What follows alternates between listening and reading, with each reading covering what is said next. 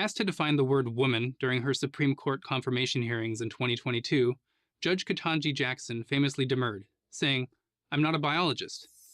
Well, I am a biologist, and I'm here to help. To that end, let me rephrase the question to Judge Jackson.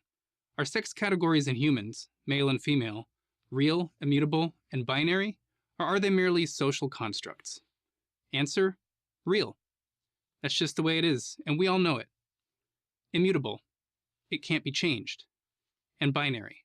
There are only two sexes, not 3 or 4 or 57. This is true throughout the plant and animal kingdoms. An organism's sex is defined by the type of gamete, sperm or ova, it can or would produce. Males have the function of producing sperm, or small gametes, and females ova, or large ones. There is no third gamete type. There are only two. Therefore, sex is binary. This shouldn't be controversial. It's just basic biology.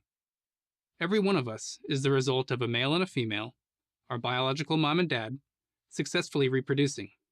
Sorry to make you think about that. Without the existence of males and females, I wouldn't be here right now, and neither would you. Our species would have gone extinct long ago. Many gender activists, however, falsely assert that sex cannot be binary and must be viewed as a spectrum because a very small number of people have genitalia that appear ambiguous or mixed, phenomena known as intersex conditions. These ideologues claim the existence of such conditions renders the categories male and female meaningless. But intersex conditions don't undermine the sex binary at all, because sex ambiguity is not a third sex. The existence of very rare borderline cases no more raise questions about everyone else's sex than the existence of dawn and dusk cast doubt onto the existence of day and night. Our society isn't experiencing a sudden dramatic surge in people born with ambiguous genitalia.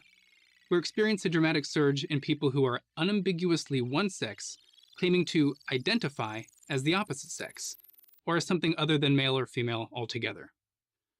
Gender ideology seeks to portray sex as so incomprehensibly complex and multivariable that our traditional practice of classifying people as either male or female is grossly outdated and should be abandoned, for a revolutionary concept of gender identity. This new system holds that males shouldn't be barred from female sports, women's prisons, or other spaces previously segregated, so long as they identify as female. But intersex and transgender mean entirely different things. Intersex people have extremely rare conditions that result in apparent sex ambiguity. Transgender people, however, aren't sexually ambiguous at all, but merely claim to identify as something other than their biological sex. Once you're conscious of this distinction, you'll begin to notice that gender activists attempt to steer discussions away from, for example, whether men who identify as women should be allowed to compete in female sports, and toward prominent intersex athletes like South African runner Caster Semenya. Why? Because so long as they've got you on your heels, making difficult judgment calls on individuals with medically complicated intersex conditions, they've succeeded in drawing your attention away from making easy calls on unquestionably male athletes like 2022 NCAA Division I women's swimming and diving champion Leah Thomas. They shift the focus to intersex to distract from transgender. But the existence of a tiny handful of intersex cases is completely irrelevant to the issue of allowing males in female sports, prisons, and restrooms. Crafting policy to exclude males who identify as women, or trans women, from female-only spaces isn't complicated. That's because trans women are unambiguously male, and so the chances that a doctor incorrectly recorded their sex at birth are essentially zero. Therefore, any transgender policy designed to protect female spaces need only specify that participants must have been recorded female on their original birth certificates. Or, if no birth certificate listing sex is available, biology, not an individual's feelings, will determine whether the participant would be allowed to compete as a male or female. Crafting effective intersex policies is more complicated, but a much less pressing issue for protecting the integrity of women's sports. Individual organizations can decide for themselves which criteria should be used to keep female spaces safe and, in the context of sport, safe and fair. It is imperative, however, that such policies be rooted in properties of the body and not one's identity, because identity is not germane to issues of fairness and safety. You can identify as anything you like, but your identity does not determine biological reality. And the reality is that sex in humans is immutable and binary. No amount of activist hysteria is ever going to change that. I'm Colin Wright, PhD in evolutionary biology and fellow at the Manhattan Institute for Prager University. Thank you for watching this video.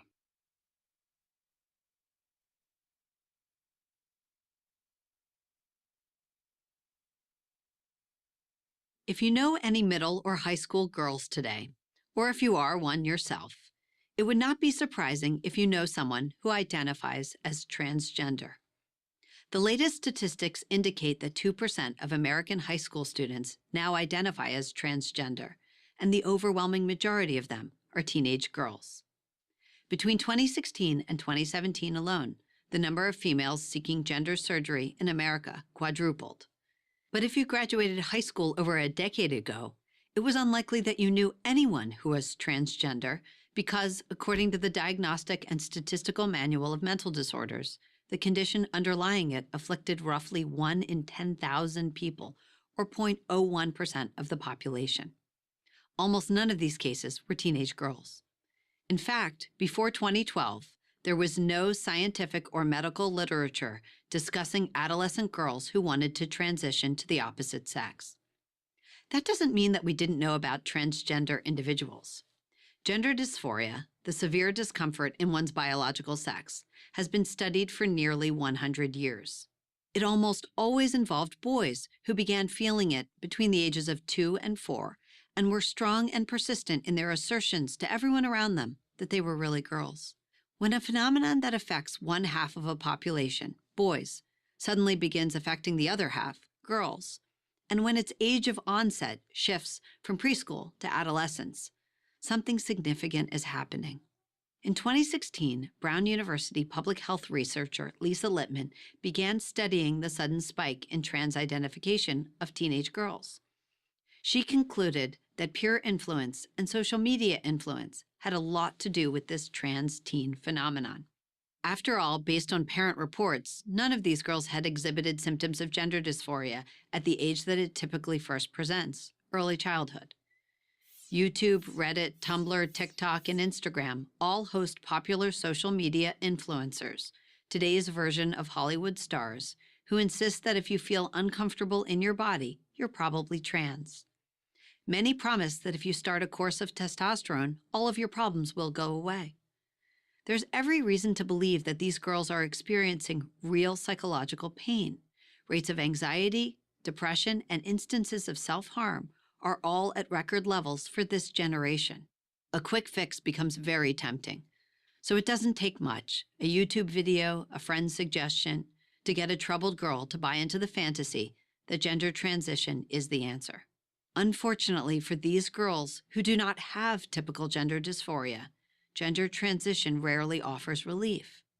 And it's a catastrophic mistake for psychologists, educators, and the medical establishment to rush these teens towards a solution that will almost certainly harm rather than heal. Because here's what's not in dispute. Unnecessary medical gender transition causes irreversible damage, high risk of infertility, sexual dysfunction, and the creation of a permanent medical patient. Tragically, we've made it far too easy for kids to take this path, long before they're ready psychologically or emotionally to make such a life-altering decision. Testosterone is easily obtained by today's teens. In Oregon, a 15-year-old can walk into a gender clinic.